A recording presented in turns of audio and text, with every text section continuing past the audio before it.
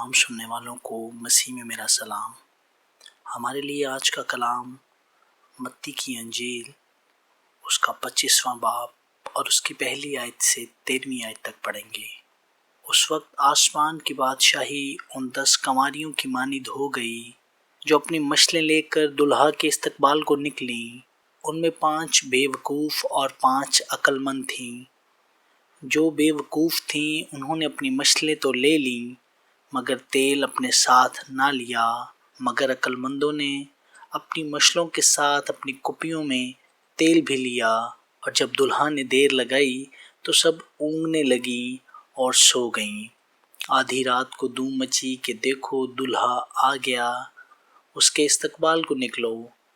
उस वक्त वो सब कंवारियाँ उठकर अपनी अपनी मशलें दुरुस्त करने लगीं। और बेवकूफ़ों ने अक्लमंदों से कहा कि अपने तेल में से कुछ हमको भी दे दो, क्योंकि हमारी मशलें बुझी जाती हैं।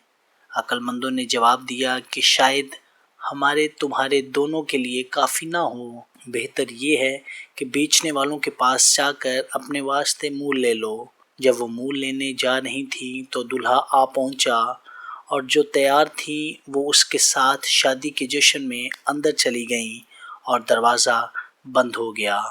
फिर वो बाकी कंवारियाँ भी आईं और कहने लगीं, ए खुदावन हमारे लिए दरवाज़ा खोल दे।